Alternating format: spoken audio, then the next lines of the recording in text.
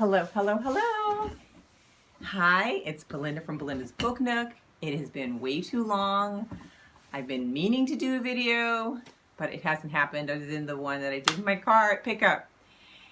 I'm going to do a recap of my summer reading, but I'm going to first make a quick confession that I didn't write a lot of notes, and I read and there was a big space and read, so my memory is not so good. So what I did is I jotted a couple of little notes down just a few minutes before I pushed record, hoping that it will jog some memories of the books, but we'll see how it goes.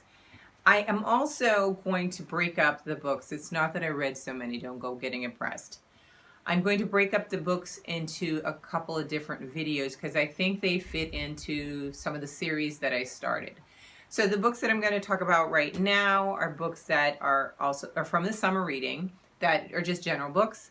I have another video that I'll be recording that will do the graphic novels that I read this summer that will fit in my diverse graphic novels and comics series. And then I have a couple books that I could do for my family history series, which we have, just begun that as well. So I'm going to do those. Stay tuned for those. But I think I have enough here to talk to you about with the books that I have here. So the first book that I read, I won't even read it by the first, I'll just go through the ones that I have in order and how they're sitting on the table here. And this one is by Jasmine Gilroy, and it's called The Proposal. In March, I read The Wedding Day, and I think I talked to you all about it. I just loved it. It was like the sweetest romantic, it just was perfect fun read. Again, I kind of realized I turn to these books when the news is really overwhelming me, and also in conjunction with the reading that I'm doing is overwhelming me because I like light romance or light mysteries to kind of just give me a little bit of relaxation of my mind. This is a perfect fit for that. This particular book, let me peek at my little notes so I remember a little bit about it. There's the main character, whose name is Nick, who is a freelance writer, and there's no spoilers. I'm not telling you anything that's not said on the back of the book, except for my feelings. And her boyfriend, I believe, of about 5 months, decides to propose to her in a very public venue.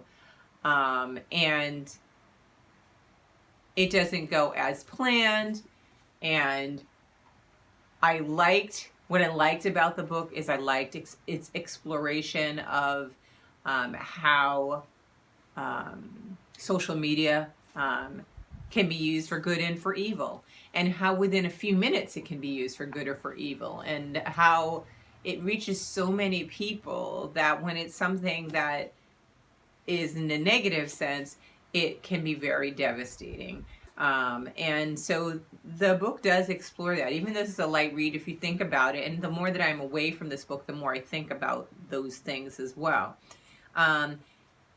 The potential romantic interest, his name is Carlos, and what I liked about his character, and I liked the book, I think it did a good job of developing the characters. His backstory was amazing. I thought it was really interesting in terms of his desire to, I'm not looking at the camera, I just realized that, so I apologize. It's been a while. His father passes away, and he just takes on himself the role of taking care of his family, even though they're all adults, and being the one that's always there to help them with everything. And it kind of catches up with him, and it kind of, stalls his ability to grow in life and to do things for himself. And I won't speak any more about that, but I like that as the interesting, the development to give you the backstory of him and why he is like he is. I also really loved, I think I wrote down the names because I couldn't. Yeah, okay, so for Nick, her friends, it's her nickname.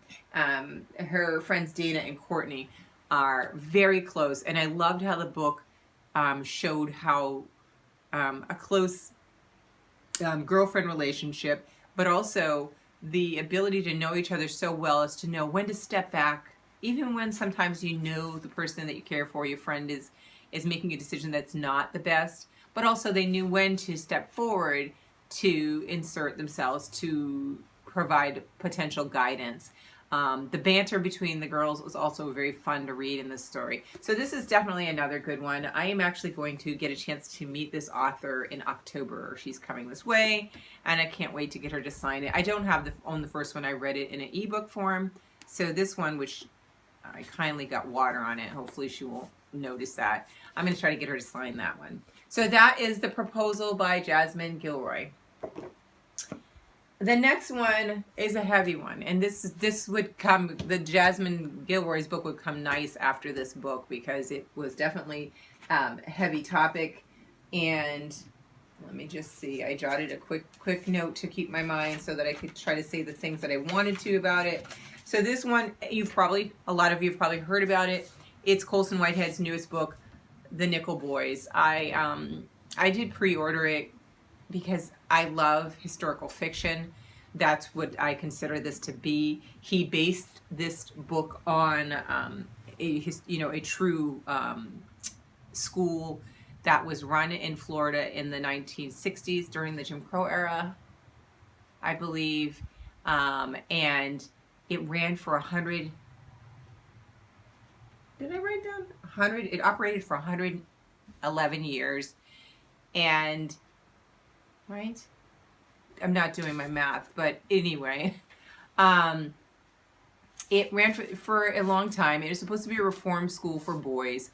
And so Colson took a lot of information from the facts of that location and things that he was able to acquire to create this fictitious story about a character, and his name is Elwood. And Elwood is a young man who's his parents had abandoned him and his grandmother's raising him.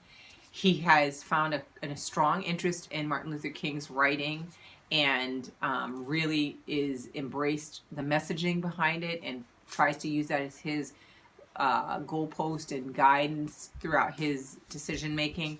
But unfortunately, a wrong place, wrong time type of situation, and he ends up having to go to this reform school, which in this book is called the Nichol School Reformatory. And I had to put this, and I listened to this in audio and read it as well, because I did want to try to find ways to stick with it because it's heavy. It's really disturbing and very, very sad. And what bothered me, I guess, a lot was that it existed like alongside people are doing their everyday thing, and horrors are going on behind these closed doors in this school for so long to so many boys, and the challenges of getting them, to the ones that did survive, to go ahead and tell stories. There were so many obstacles to that to come to light. I'm grateful that this book is going to bring even more light on it.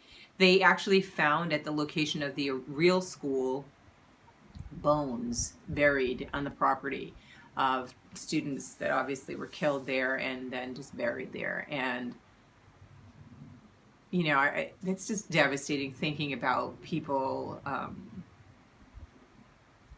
lives not being valued, you know. And so I thought this was really good. I think this is up for a Booker, or it's going to make its way on those things. It's a really short book.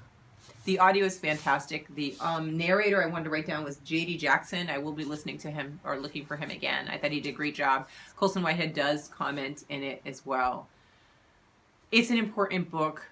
Even though this is fiction, he's based it on true stuff, and it just makes you think about a lot of things, one of which is, you know, we have to do a better job of being vigilant when you hear things about places. And there were some things that came up about the real school, and just never anything ever became of it. So, you know, we have to make sure none of this type of stuff happens again. I'm grateful for the book, but it's very much a heavy read. And after I've depressed myself, now I'm going to go to another one that was really good. Now this one I read in I listened to it because I love when certain people read their books. And this next one has an amazing voice, so I knew I wanted to hear him in my ear. And that's Common. He is an amazing rapper, and I've loved his music. But I was excited to read this book by him. I guess he's written other books too, but this one is called "Let Love Have the Last Word." This is the only one that I've read of his, and it's a memoir. And I really liked it because, he was reading it. I loved how he interspersed in between. He has a little bit of music, and I believe, if I can recall, he either recites, I think he recites a little bit of songs or lyrics. That's my phone downstairs ringing. Just ignore it. But he was very raw and open in the story. He tells a lot of things about abuse and that he had never talked about before. But he talked about, and just the title itself, "Let Love Have the Last Word," is something that really is a great message for today and what we're dealing with a lot of hate and anger, and people are just so polarized that I think that this message is really important and something that can be helpful thinking forward. He talks in here about his relationship with his daughter, and his reflections on, what he perceived to be being a good dad is out there. He called it the hustle, getting jobs and getting gigs and working, but it also at the expense of not being present for his daughter, and his regrets on some levels, but is also his acknowledgement of what he was able to also provide by being away. He talks about a lot of different things that he reflects on in his life, and I thought it was great. It's nice to listen to it in the audio sense. So there's that one. The next one is The Martian. My husband wanted me to read this book because I got it for him to read when it came out a couple of years ago, I think it is now. The movie's come out. He has waited patiently to watch the movie with me for me to read this. So I finally got to read this. So this is my sci-fi of the summer, The Martian by Andy Weir, and it was really great. I am so in awe and impressed of how much knowledge this man has in writing this book. It's unbelievable. This particular character gets stuck. I'm sure you all know it because you all probably already saw the movie. I have not seen the movie yet. We're going to watch the movie very, very soon. He gets stuck on Mars, and he has to figure out a way to survive. It's just incredible. Things that you just don't think about back home. Excellent book. Heavy on science. So it is hard for some people to read this. I did have parts where I'm like, whoa, this is really, it was, but very interesting. Interesting enough that I still wanted to stick with it and read it. And I definitely want to see the movie. I'm talking fast because I think I'm going over time here.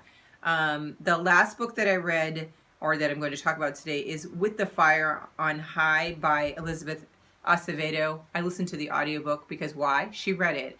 And earlier this year, I listened to her other book, The Poet X, and she read it, and I loved it. I love it. I don't even think I would even recommend, I shouldn't say I shouldn't recommend people reading it, but she delivers it so good. Every book that she writes, I'm going to listen to her if she narrates it. This book is about Imani Santiago, and she has a child. She lives with her grandmother. Her father doesn't live with her anymore. She loves cooking and takes a cooking class in school, and this cooking class can really help her go places, but her backstory with her father, the father of her child, kind of hold her back from relationships and pursuing her interests. It is a phenomenal book. Just read it. I gotta go because I'm running out of time. I'll talk to you all soon. Bye.